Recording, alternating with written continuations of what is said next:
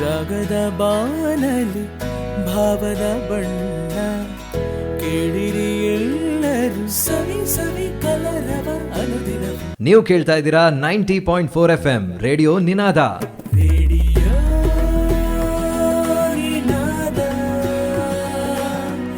Radio ನಿನಾದ, radio ನಿನಾದ, radio ನಿನಾದ. ಕೇಳಿ ಕೇಳಿ ಜನಗಳೇ ಕಿವಿಯ ತೆರೆದು ಕೇಳಿ, ದಿನನಿತ್ಯದ ಕೆಲಸದ ಎಡೆ ಕಿವಿಯ ತಡೆಯಬೇಡಿ, ಕಿವಿಯ ತಡೆಯಬೇಡಿ. ರೇಡಿಯೋ ನಿನಾದ 90.4 FM.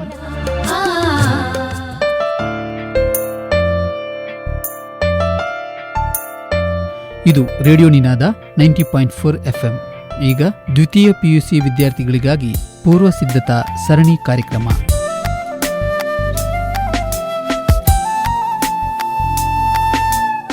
ಇಂದಿನ ವಿಷಯ ವ್ಯವಹಾರ ಅಧ್ಯಯನ. ಭಾಗವಹಿಸುವ ವಿಷಯ ಪರಿಣಿತರು ಶ್ರೀ ಧರ್ಮಸ್ಥಳ ಮಂಜುನಾಥೇಶ್ವರ ಪದವಿ ಪೂರ್ವ ಕಾಲೇಜಿನ ವಾಣಿಜ್ಯ ವಿಭಾಗದ ಉಪನ್ಯಾಸಕರಾದ ಬೇಬಿ ಎನ್ ಅವರು.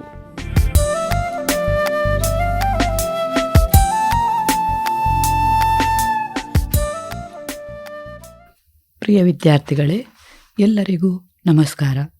ನಾನು ಬೇಬಿ ಎನ್, STM ಪದವಿ ಪೂರ್ವ ಕಾಲೇಜಿನ ವಾಣಿಜ್ಯ ವಿಭಾಗದಲ್ಲಿ ಕಳೆದ 16 ವರ್ಷಗಳಿಂದ ಮುಖ್ಯಸ್ಥೆಯಾಗಿ ಸೇವೆ ಸಲ್ಲಿಸ್ತಾ ಇದ್ದೇನೆ.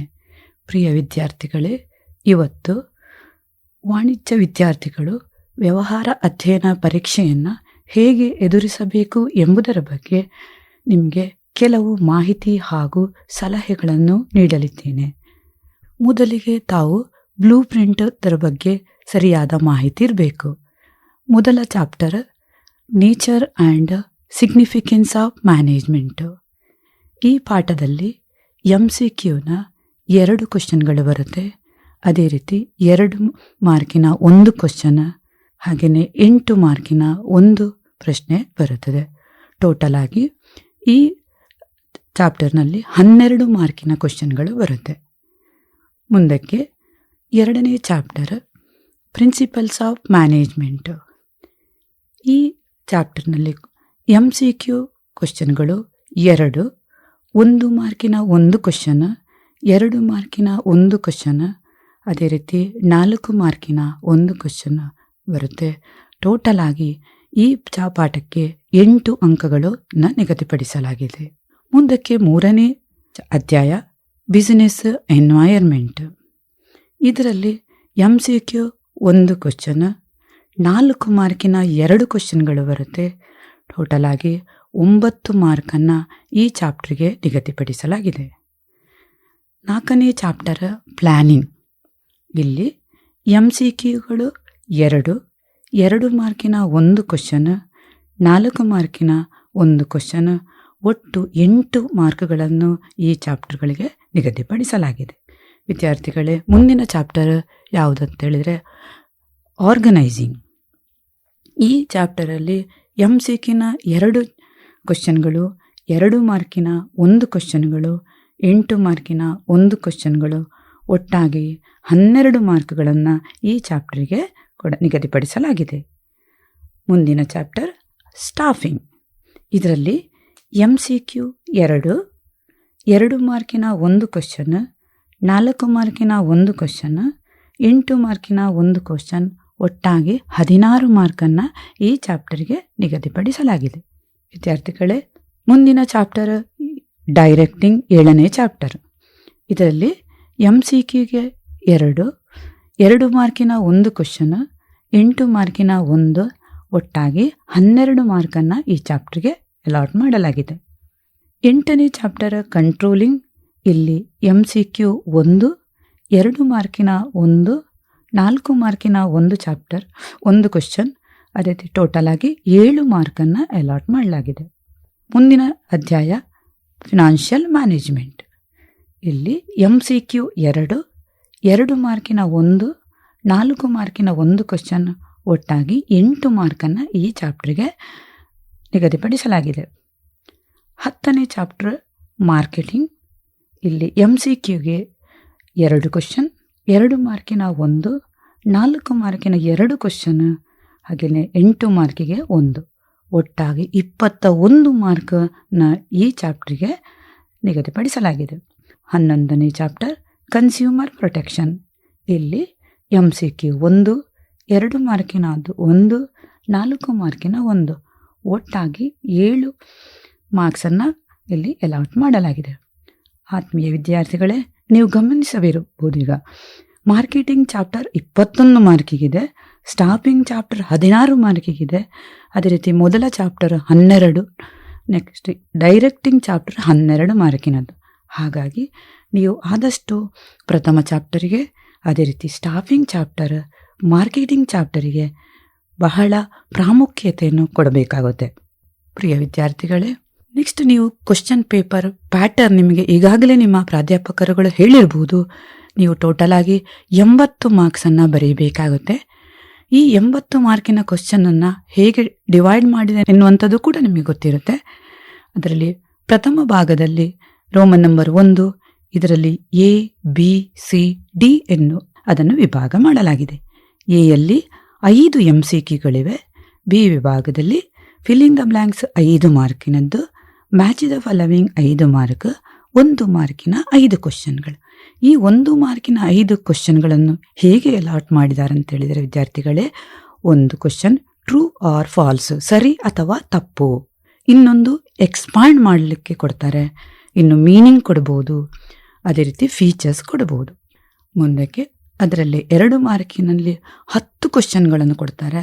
ನೀವು ಬರೀ 5 ಕ್ವಶನ್ಗಳಿಗೆ ಆನ್ಸರ್ ಮಾಡಿದರೆ ಆಯಿತು. ಸೊ ಆ 2 ಮಾರ್ಕಿನ ಕ್ವಶನ್ಗಳು ಯಾವ ಚಾಪ್ಟರ್ನ ಬರಬಹುದು ಎನ್ನುವಂಥದ್ದು ನೀವು ಈಗಾಗಲೇ ಬ್ಲೂ ಪ್ರಿಂಟನ್ನು ನೋಡಿ ನಿಮಗೆ ಗೊತ್ತಿರಬಹುದು. 3ನೇ ವಿಭಾಗ C, ಇದರಲ್ಲಿ 4 ಮಾರ್ಕಿನ 6 ಕ್ವಶನ್ಗಳನ್ನು ನೀವು ಬರೀಬೇಕಾಗುತ್ತೆ. ಇದರಲ್ಲಿ 10 ಕ್ವಶನ್ಗಳನ್ನು ಕೊಟ್ಟಿರ್ತಾರೆ, ನೀವು ಬರೀ 4 ಕ್ವಶನ್ಗಳನ್ನು ಬರೆದುಬಿಟ್ರೆ ಆಯಿತು.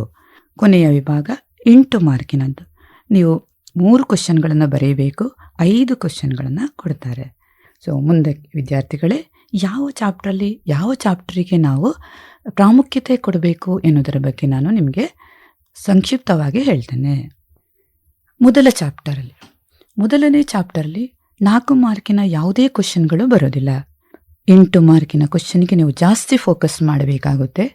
ಈ 8 ಮಾರ್ಕಿನ ಕ್ವಶನ್ಗಳು ಯಾವುದೆಂದರೆ, 1ನೇ important question explain principles of management, explain features of management.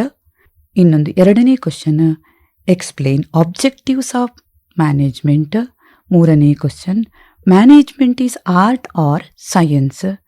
ಇನ್ನೊಂದು explain different levels of management. ಕೊನೆಯ question coordination, explain the features of coordination.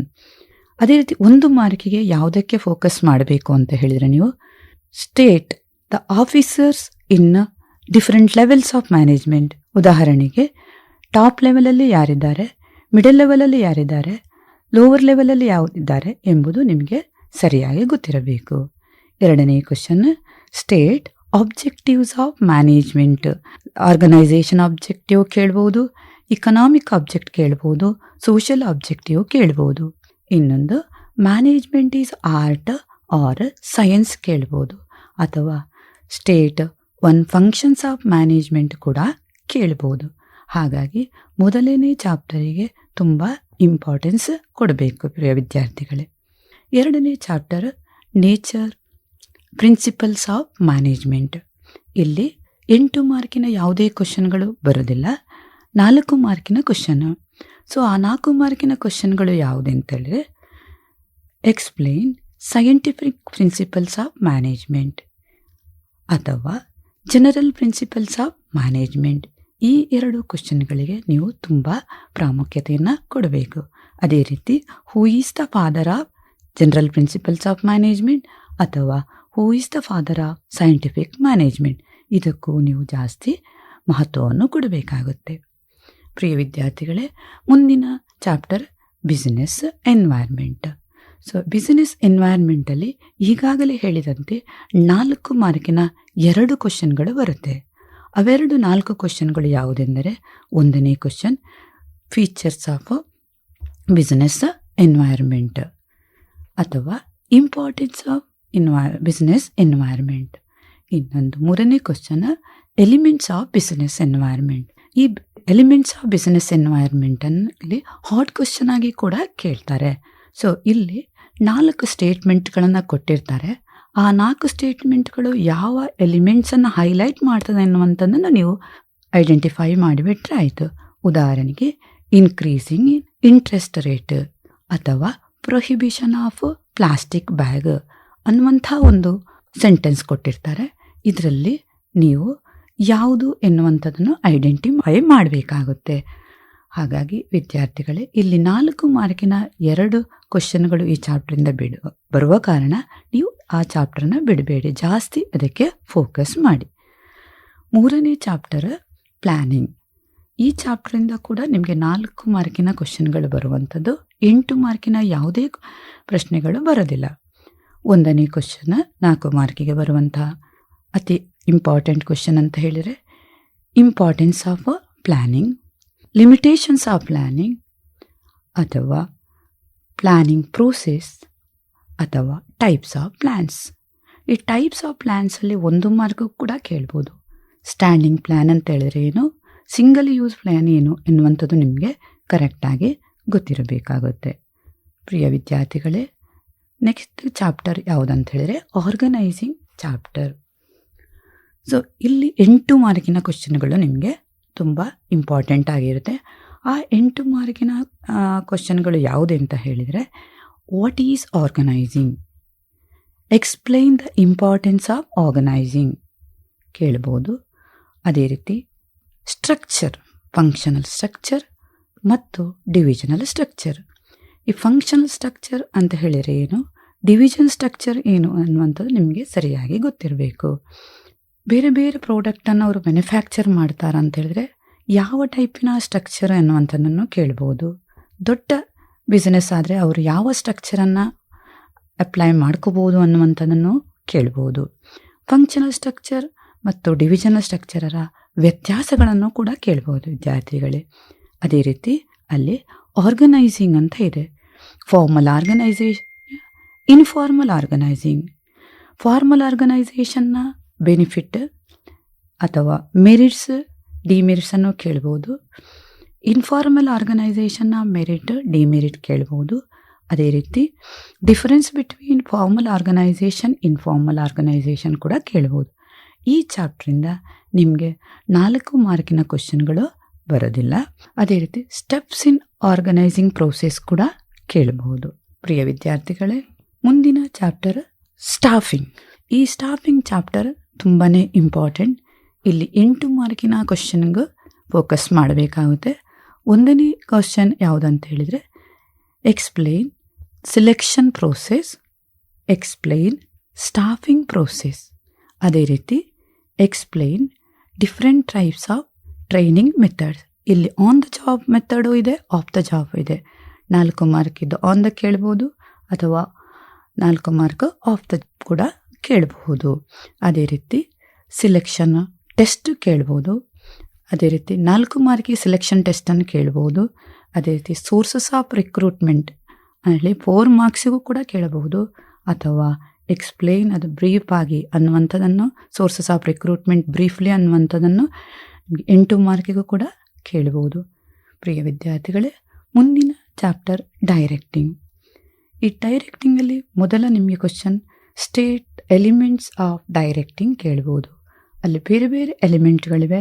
Supervision, leadership, communication, motivation. ಸೂಪರ್ವಿಷನ್ನ ಮೀನಿಂಗ್ ಕೇಳ್ಬೋದು.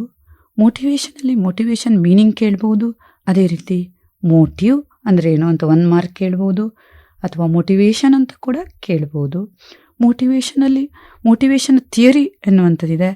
ಮಾಸ್ಲೋಸ್ ಹೈರಾರ್ಕಿ ಆಫ್ ನೀಡ್ಸ್, ಇದನ್ನ ವಿತ್ ಡಯಾಗ್ರಾಮ್ 8 ಮಾರ್ಕಿಗೆ ಕೇಳ್ಬೋದು. ಲೀಡರ್ಶಿಪ್ಪಲ್ಲಿ meaning of leadership ಕೇಳ್ಬೋದು. ಅದೇ ರೀತಿ ಅಲ್ಲಿ ಅತಿ ಇಂಪಾರ್ಟೆಂಟ್ ಪ್ರಶ್ನೆ ಅನ್ನುವಂತ ಹೇಳಿದರೆ types of leadership. State 1 type of leadership ಅಥವಾ ಸ್ಟೇಟ್ 2 ಟೈಪ್ಸ್ ಆಫ್ ಲೀಡರ್ಶಿಪ್ ಕೂಡ ಕೇಳಬಹುದು. 8 ಮಾರ್ಕಿಗೆ ಇಲ್ಲಿ ಯಾವ ಕ್ವಶನ್ ಕೇಳ್ತಾರೆ ಅಂತ ಹೇಳಿದರೆ what is supervision, explain the role of or importance of supervisor ಕೇಳ್ಬೋದು. ಪ್ರಿಯ ವಿದ್ಯಾರ್ಥಿಗಳೇ, ಪ್ರಿನ್ಸಿಪಲ್ಸ್ ಆಫ್ ಡೈರೆಕ್ಟಿಂಗ್ ತುಂಬಾ ಇಂಪಾರ್ಟೆಂಟ್ ಕ್ವಶನ್ ಇಲ್ಲಿ 8 ಮಾರ್ಕಿಗೆ. ಅದೇ ರೀತಿ explain 4 financial incentives, 4 non financial ಇನ್ಸೆಂಟಿವ್ಸನ್ನು ಕೂಡ ಕೇಳ್ಬೋದು. ಇಲ್ಲಿ ಇನ್ನೊಂದು ಮುಖ್ಯವಾದ ಅಂಶ ಅಂತೇಳಿದ್ರೆ ಕಮ್ಯುನಿಕೇಷನ್, ಇಂಪಾರ್ಟೆನ್ಸ್ ಆಫ್ ಕಮ್ಯುನಿಕೇಷನ್ ಕೇಳ್ಬೋದು. ಅಥವಾ ಬ್ಯಾರಿಯರ್ಸ್ ಟು ಕಮ್ಯುನಿಕೇಷನ್, ಇಲ್ಲಿ ಬ್ಯಾರಿಯರ್ಸ್ ಟು ಕಮ್ಯುನಿಕೇಷನನ್ನು 2 ಮಾರ್ಕಿಗೆ ಕೇಳ್ತಾರೆ. ಬೇರೆ ಬೇರೆ ಟೈಪಿನ ಬ್ಯಾರಿಯರ್ಸ್ ಇವೆ, ಅದರಲ್ಲಿ 2 ಮಾರ್ಕಿಗೆ ಕೇಳ್ಬೋದು. ಸಿಮ್ಯಾಂಟಿಕ್ ಬ್ಯಾರಿಯರ್ಸ್ ಅಂತ ಹೇಳಿದ್ರೆ ಏನು ಅಂತ ಕೇಳ್ಬೋದು. ಹಾಗಾಗಿ ನೀವು ಅದರ ಸೈಡ್ ಪಾಯಿಂಟನ್ನು ಕರೆಕ್ಟಾಗಿ ಓದ್ಕೊಂಡ್ರೆ ತುಂಬ ಒಳ್ಳೆಯದು. ಇನ್ನೊಂದು ಅತಿ ಮುಖ್ಯವಾದ ಕ್ವಶನ್ ಇಲ್ಲಿ ಯಾವುದಂತೇಳಿದ್ರೆ suggest suitable measures to improve the communication effectively ಅನ್ನುವಂಥದ್ದು ಕೂಡ ಇಂಪಾರ್ಟೆಂಟ್ ಆಗಿರುತ್ತೆ. ಕಮ್ಯುನಿಕೇಷನಲ್ಲಿ ಗ್ರೇಪ್ ವೈನ್ ಕಮ್ಯುನಿಕೇಷನ್ ಎನ್ನುವಂತಹ ಕಾನ್ಸೆಪ್ಟ್ ಇದೆ. ಇದು 2 ಮಾರ್ಕಿಗೆ ತುಂಬಾ ಇಂಪಾರ್ಟೆಂಟ್ ಆಗಿರುತ್ತೆ. ಪ್ರಿಯ ವಿದ್ಯಾರ್ಥಿಗಳೇ, ಮುಂದಿನ ಚಾಪ್ಟರ್ ಕಂಟ್ರೋಲಿಂಗ್.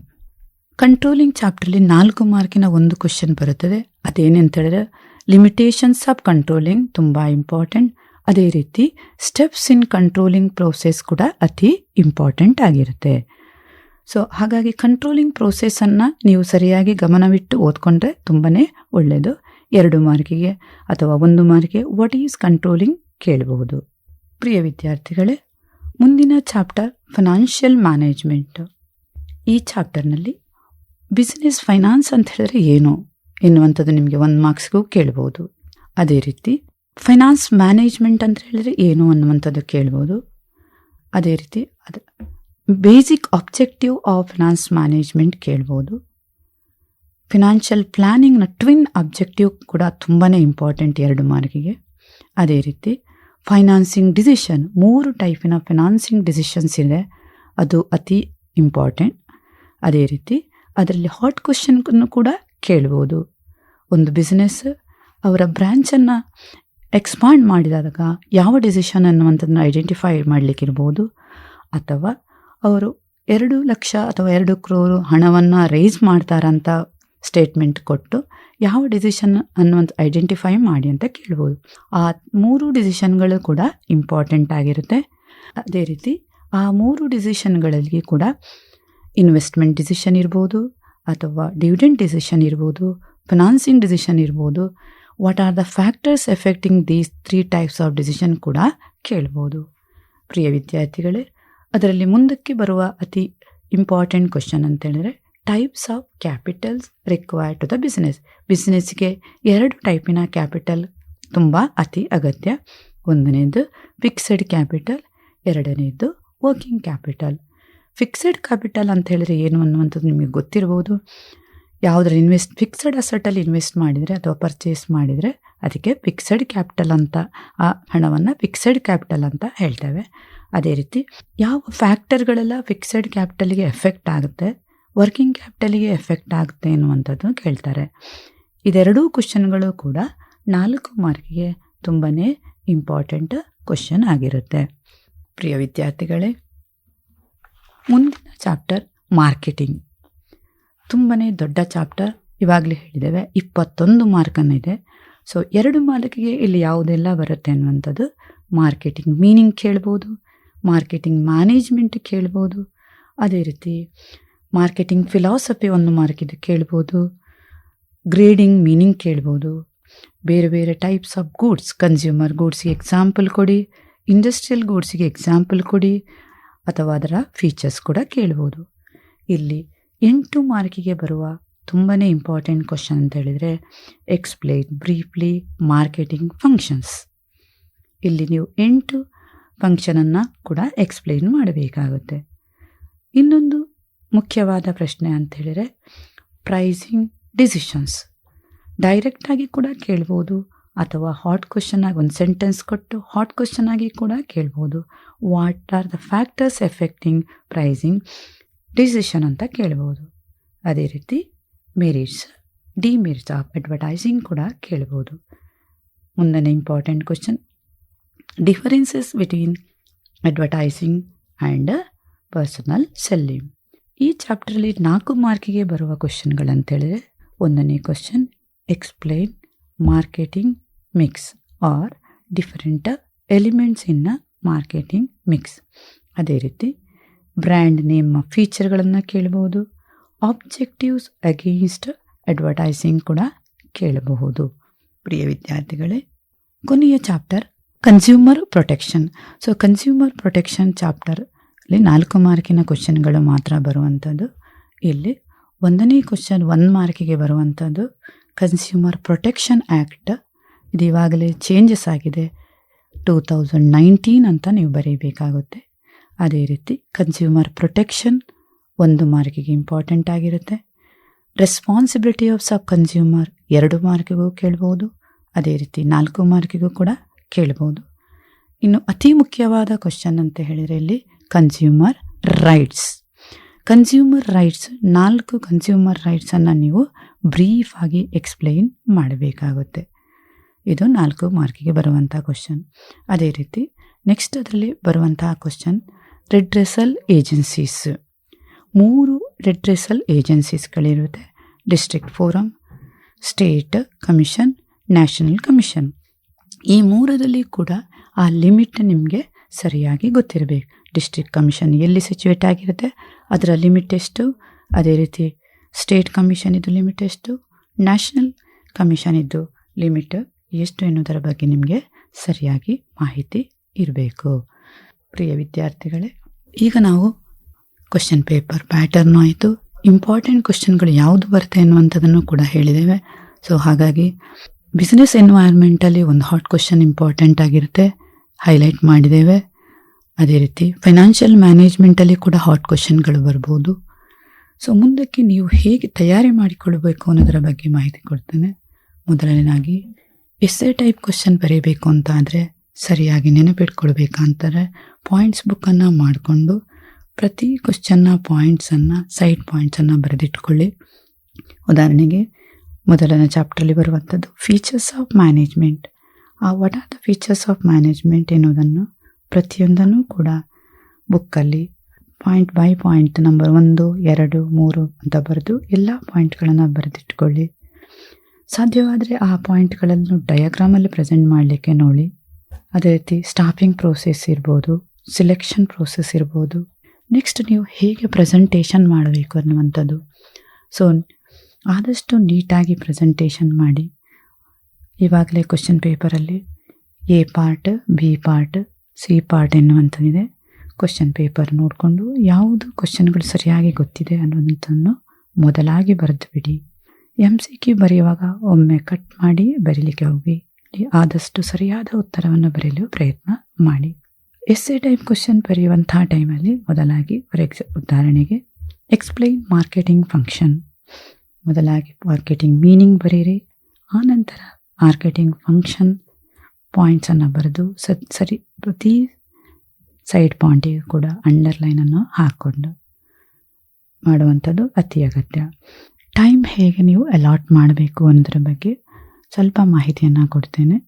ಪಾರ್ಟ್ ಎ ಅಂತ ಹೇಳಿದರೆ 20 ಮಾರ್ಕಿನವರೆಗೆ ಕ್ವಶನ್ಸ್, 20 ಮಾರ್ಕಿನ ಕ್ವಶನಲ್ಲಿ ಬರುತ್ತೆ. ಅದೇ ರೀತಿ ಅಲ್ಲಿ 2 ಮಾರ್ಕಿನ 5 ಕ್ವಶನ್ಗಳನ್ನು ನೀವು ಬರೀಬೇಕಾಗುತ್ತೆ. ಸೊ ಈ ಪಾರ್ಟಿಗೆ ನೀವು 45 ನಿಮಿಷವನ್ನು ಅಲಾಟ್ ಮಾಡಬೇಕು. ಅದೇ ರೀತಿ ಮುಂದಕ್ಕೆ ಎಸ್ಸೆ ಟೈಪಿನ ಕ್ವಶನ್ಗಳಿವೆ, 4 ಮಾರ್ಕಿನ 6 ಕ್ವಶನ್ಗಳನ್ನು ಬರೀಬೇಕಾಗುತ್ತದೆ. ಇದಕ್ಕೆ ನೀವು 1 ಗಂಟೆಯನ್ನು ಕೊಡಬೇಕಾಗುತ್ತೆ.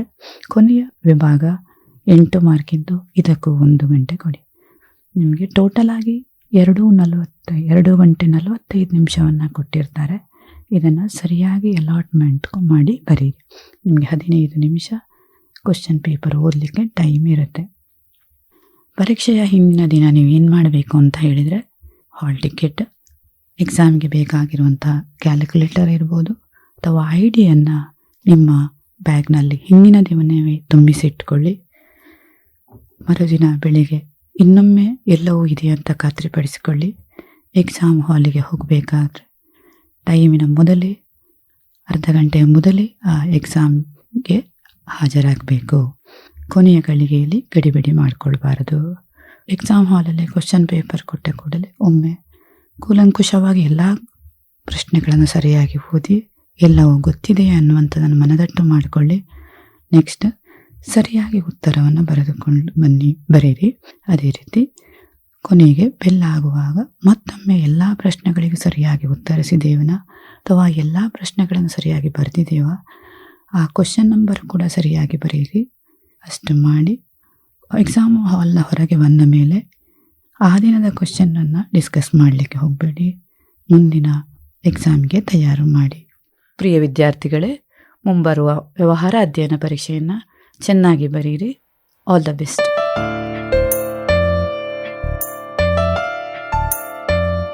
ಇದುವರೆಗೆ ದ್ವಿತೀಯ PUC ವಿದ್ಯಾರ್ಥಿಗಳಿಗಾಗಿ ಪೂರ್ವ ಸಿದ್ಧತಾ ಸರಣಿ ಕಾರ್ಯಕ್ರಮ ಕೇಳಿದಿರಿ. ಕಾರ್ಯಕ್ರಮ ನಡೆಸಿಕೊಟ್ಟವರು ಶ್ರೀ ಧರ್ಮಸ್ಥಳ ಮಂಜುನಾಥೇಶ್ವರ ಪದವಿ ಪೂರ್ವ ಕಾಲೇಜಿನ ವಾಣಿಜ್ಯ ವಿಭಾಗದ ಉಪನ್ಯಾಸಕರಾದ ಬೇಬಿ ಎನ್ ಅವರು. ನಾಳೆ ಹಿಂದಿ ವಿಷಯದೊಂದಿಗೆ ಇದೇ ಸಮಯಕ್ಕೆ ಭೇಟಿಯಾಗೋಣ. ಕೇಳ್ತಾ ಇರಿ ರೇಡಿಯೋ ನಿನಾದ 90.4 FM.